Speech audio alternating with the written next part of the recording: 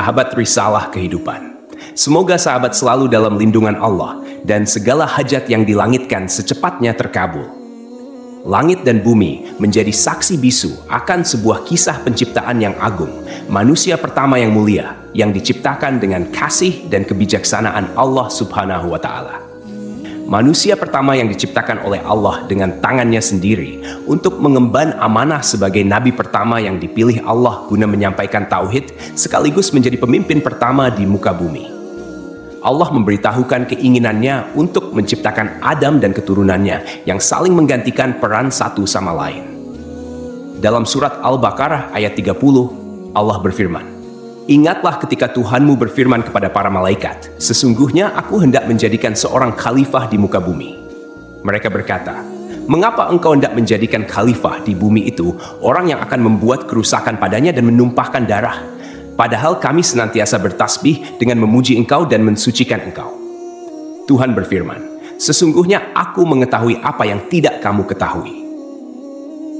Para malaikat bertanya untuk mencari tahu dan mengungkap hikmah di balik penciptaan Adam dan keturunannya. Bukan untuk membantah, menghina, atau mendengki terhadap keturunan Adam seperti yang dipahami oleh sebagian mufasir. Mereka berkata, "Apakah engkau hendak menjadikan orang yang merusak dan menumpahkan darah di sana?" Sebelum saya melanjutkan, mohon tonton video ini sampai selesai agar tidak ada kesalahpahaman dalam memahami isi cerita. Jangan lupa subscribe, like, dan berikan komentar positif agar kisah ini semakin naik dan tersebar. Sahabat risalah kehidupan. Kerusakan dan pertumpahan darah sudah pernah terjadi sebelum Adam diciptakan. Hal itu dilakukan oleh para jin dan hen, sekelompok jin. Jin sudah ada 2000 tahun sebelum Adam diciptakan. Mereka saling menumpahkan darah hingga akhirnya Allah mengirim pasukan malaikat untuk menghalau mereka ke semenanjung-semenanjung lautan. Menurut pendapat lain, para malaikat mengatakan hal tersebut karena mereka tahu bahwa makhluk yang diciptakan dari unsur bumi biasanya berwatak seperti itu. Namun Allah menjawab pertanyaan para malaikat, "Aku mengetahui apa yang tidak kamu ketahui," yakni mengetahui maslahat besar di balik penciptaan manusia yang tidak mereka ketahui. Maksudnya, di antara manusia akan muncul para nabi, rasul, syidikin, dan syuhada. Allah menjelaskan sisi kemuliaan Adam terkait ilmu yang melebihi malaikat. Dan dia ajarkan kepada Adam nama-nama benda semuanya. Allah menciptakan Adam dengan tangannya sendiri sebagai bentuk penghormatan kepadanya. Dia menciptakan Adam dari tanah liat kering, dari lumpur hitam yang diberi bentuk. Kemudian meniupkan ruh ciptaannya pada Adam. Ketika ruh ditiupkan, Adam bersin dan mengucapkan, "Alhamdulillah," memuji Allah atas izinnya. Allah kemudian menjawab, "Semoga Rabbmu merahmatimu. Hampirilah segolongan malaikat yang sedang duduk, lalu ucapkan salam kepada mereka." Adam kemudian mengucapkan, "Assalamualaikum." Para malaikat menjawab, "Waalaikumsalam warahmatullah." Setelah itu, Adam kembali menghadap Rabbnya. Allah berfirman, "Itulah ucapan salammu dan ucapan salam antara kamu dan mereka." Lalu Allah berfirman dengan kedua tangannya menggenggam, "Pilihlah mana saja yang kau kendaki." Adam berkata, "Aku memilih tangan kanan Rabbku." Kedua tangan Allah adalah kanan dan penuh berkah. Setelah itu, Allah membuka kedua telapak tangannya. Di dalamnya ada Adam dan seluruh keturunannya. Adam bertanya, "Ya Rabb, siapa mereka?" Allah menjawab, "Mereka adalah keturunanmu." Usia masing-masing keturunan Adam tertulis di antara kedua mata mereka. Di antara mereka ada seorang yang memiliki cahaya paling terang, tetapi usianya hanya 40 tahun.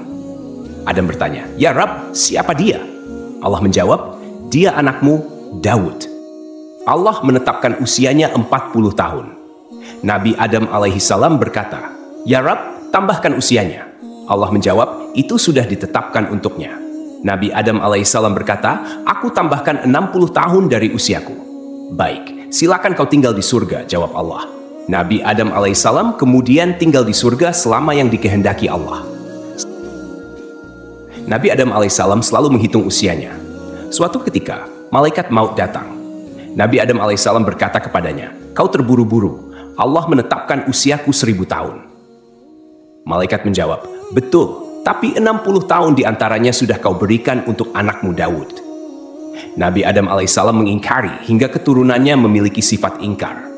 Nabi Adam alaihissalam lupa hingga keturunannya pun memiliki sifat lupa. Sejak saat itu diperintahkan untuk membuat catatan dan menghadirkan sejumlah saksi.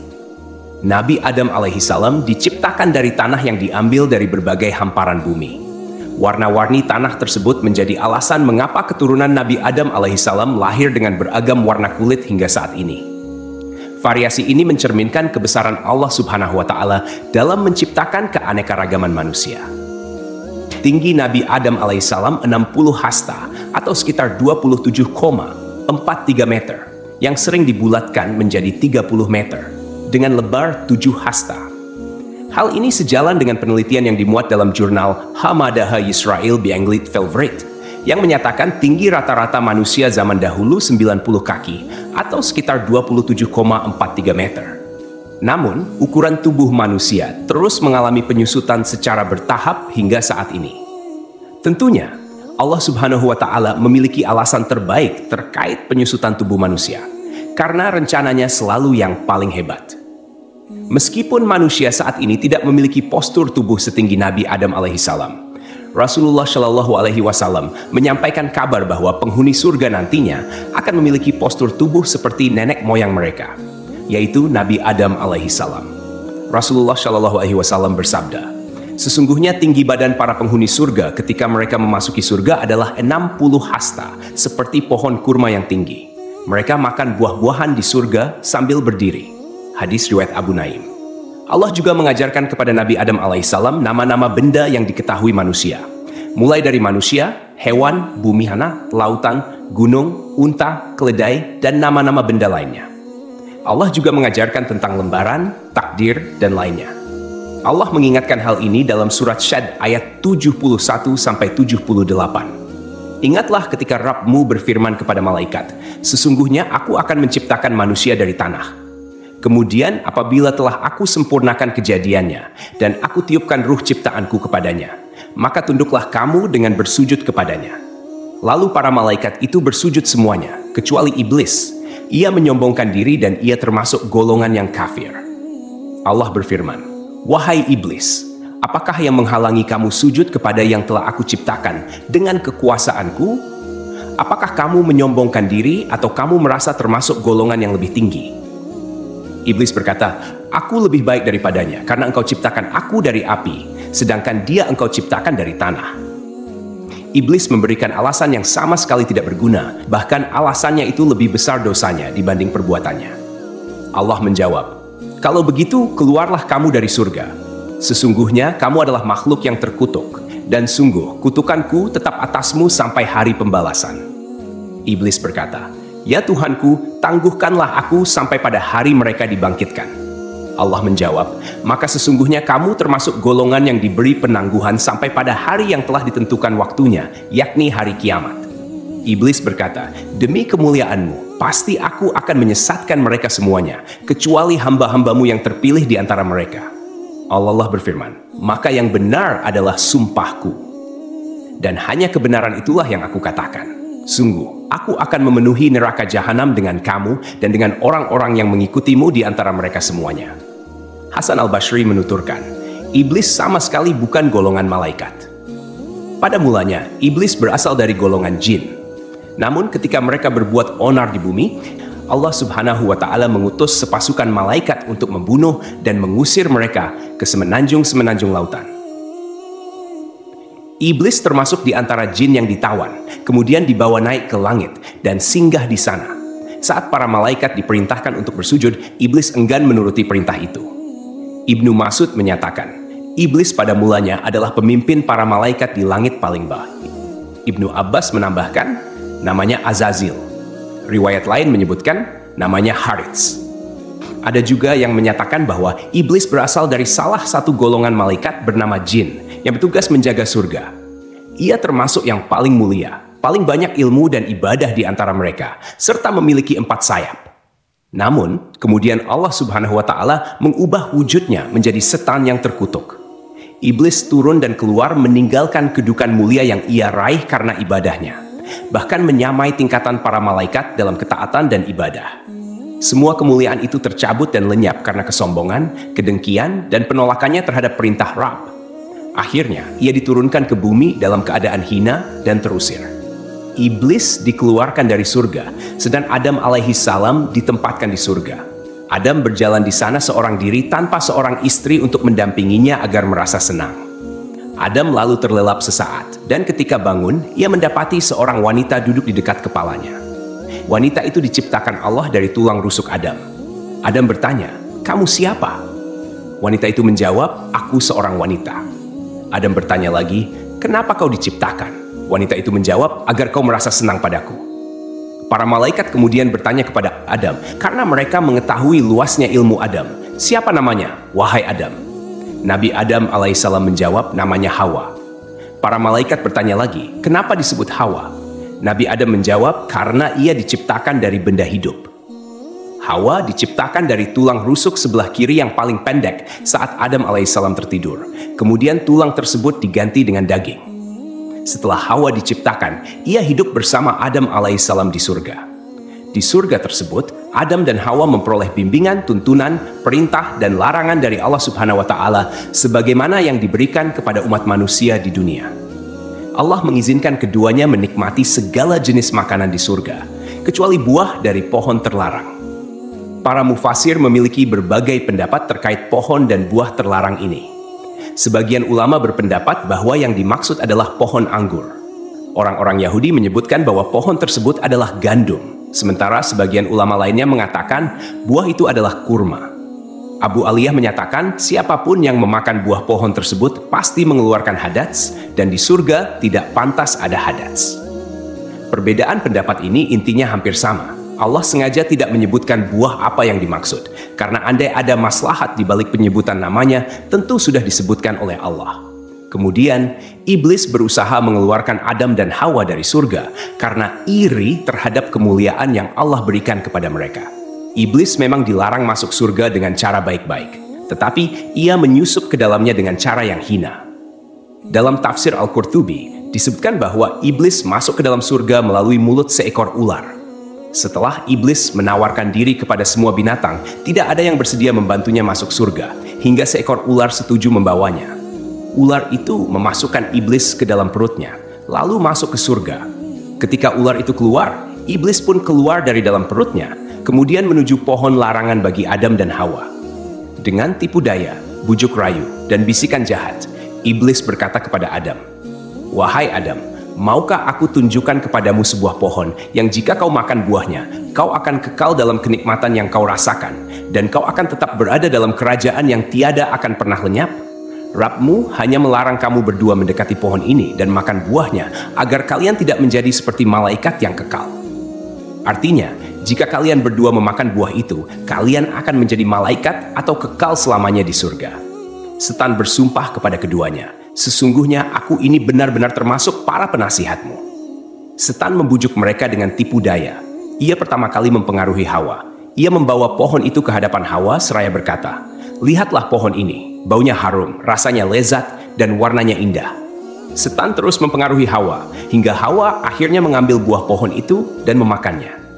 Hawa lebih dahulu memakan buah pohon tersebut, dan dialah yang menyebabkan Adam alaihissalam memakannya. Kata Hawa kepada Adam, "Makanlah, aku sudah makan."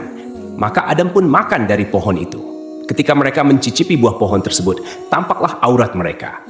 Saat itu kedua mata Adam dan Hawa terbuka, dan mereka menyadari bahwa mereka telanjang. Mereka pun segera mencari dedaunan pohon tin untuk menutupi aurat mereka. Melihat auratnya, Adam berlari di surga, hingga sebuah pohon mengait rambutnya.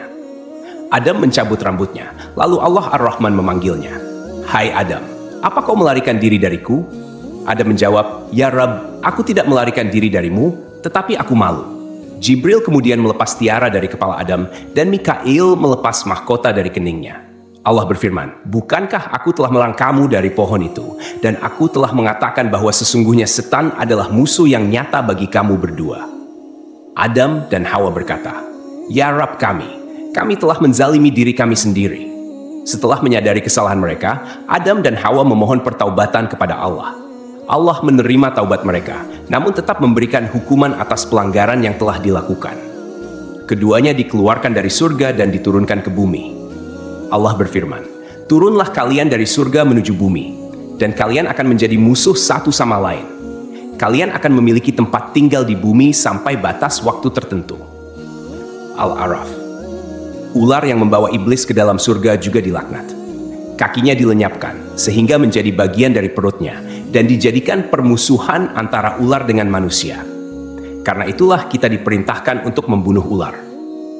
Rasulullah Shallallahu Alaihi Wasallam bersabda, hari terbaik yang matahari terbit pada hari itu adalah hari Jumat. Pada hari itu Adam diciptakan, pada hari itu ia dimasukkan ke surga, dan pada hari itu ia dikeluarkan darinya. Para ulama memiliki pendapat berbeda mengenai lokasi diturunkannya Adam dan Hawa di bumi. Pendapat mayoritas menerima bahwa Adam dan Hawa diturunkan di dua tempat yang berbeda, lalu kemudian bertemu di Arafah. At-Tabari, At-Tabrani, Abu Nuaim, dan Ibnu Asakir meriwayatkan bahwa Adam alaihissalam diturunkan ke bumi di India. Pendapat ini berdasarkan hadis dari Abdullah bin Umar dan Abdullah bin Abbas. Sementara itu, menurut pendapat ini, Hawa diturunkan di Jeddah. Riwayat lain menyebutkan bahwa Adam dan Hawa diturunkan di Syafa dan Marwah. Adam di Syafa, sedangkan Hawa di Marwah. Al-Auza'i meriwayatkan bahwa Adam tinggal di surga selama 100 tahun. Riwayat lain menyebutkan bahwa ia tinggal selama 60 tahun, menangisi surga selama 70 tahun, menangisi kesalahannya selama 70 tahun, dan menangisi anaknya yang terbunuh selama 40 tahun. Hadis riwayat Ibnu Asakir menyebutkan bahwa hari penciptaan Adam dan hari ia dikeluarkan dari surga sama-sama terjadi pada hari Jumat. Jika hari itu dihitung dengan ukuran hari dunia, maka pendapat ini masih memerlukan kajian lebih lanjut.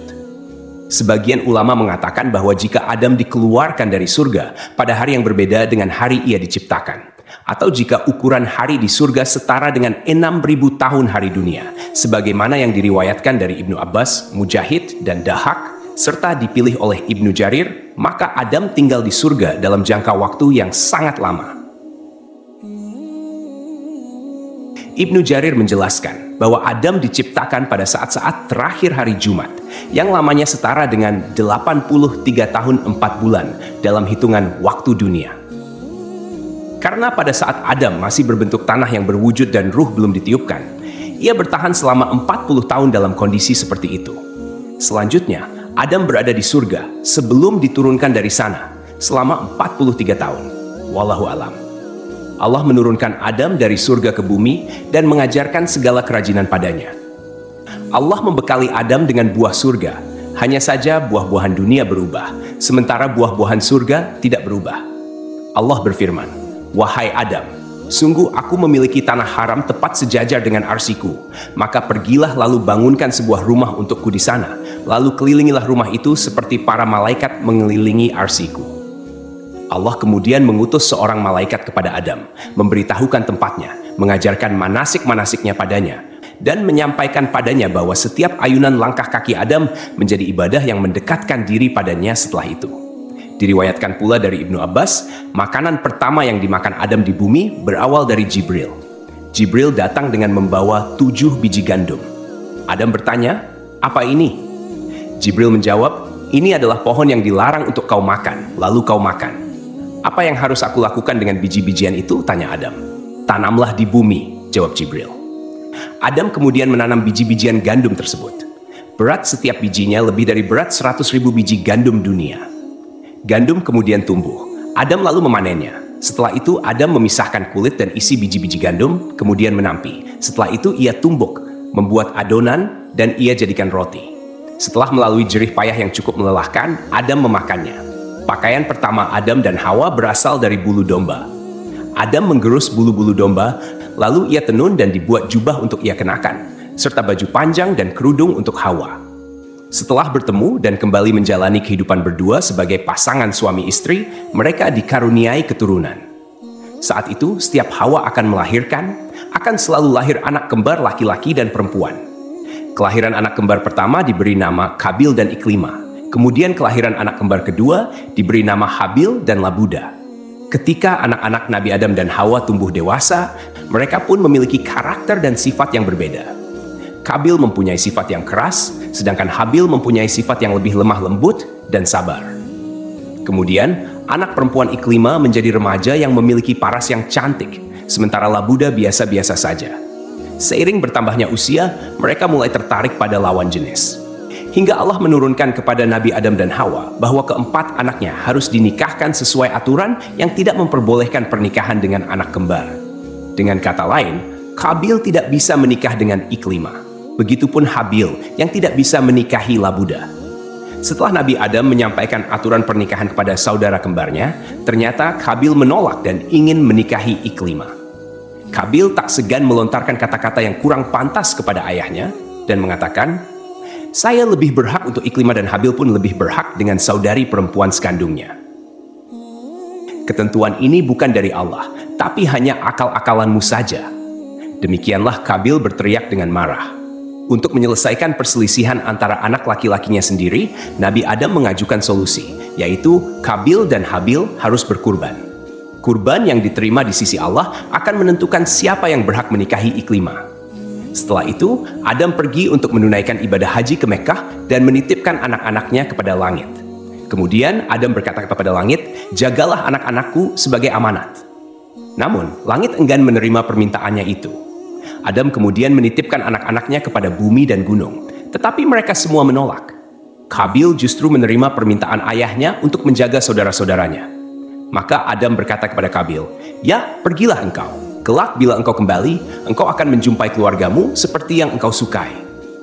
Setelah Adam berangkat, mereka berdua melakukan kurban.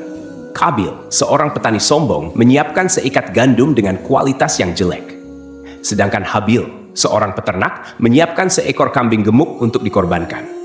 Kurban keduanya disimpan di tengah lapangan. Dan tak lama kemudian, Allah menurunkan api yang memakan kurban Habil, sementara kurban milik Qabil dibiarkan. Artinya, Allah menerima kurban Habil dan Habil diperbolehkan menikah dengan Iklimah. Suatu malam, Habil tidak kunjung pulang mengembala kambing. Adam kemudian mengutus Qabil untuk melihat apa yang membuatnya terlambat pulang. Setelah mencari-cari, Qabil bertemu Habil.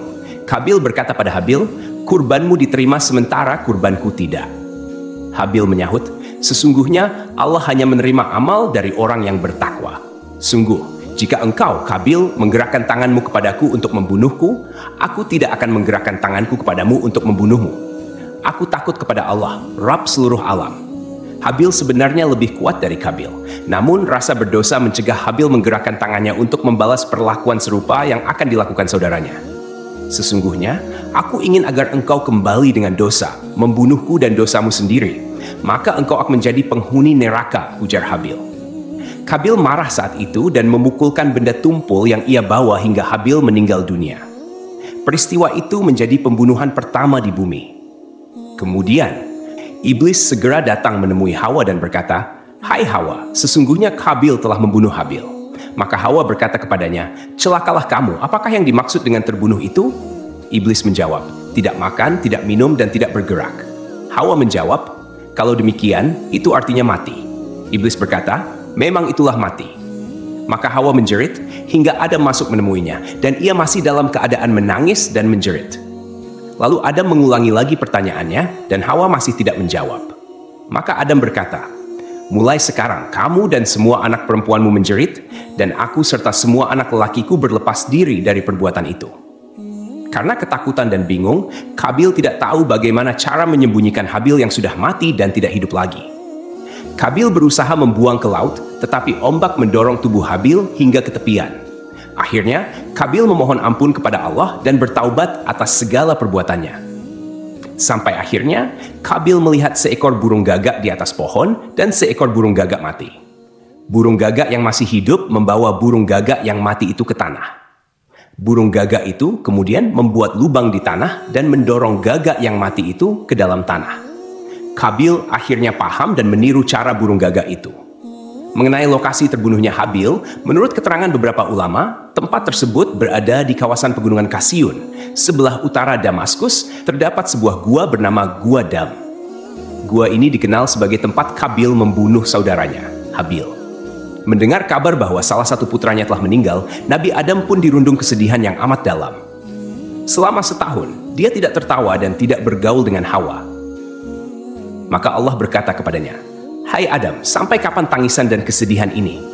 Sesungguhnya aku akan memberikan pengganti dari anak itu untukmu dengan anak terpercaya dan akan menjadi nabi."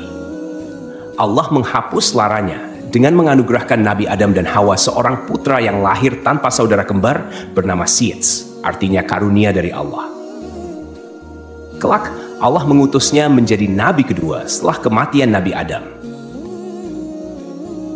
Dikisahkan, sebelum akhir hayatnya, Nabi Adam meminta putranya untuk membawakan buah dari surga.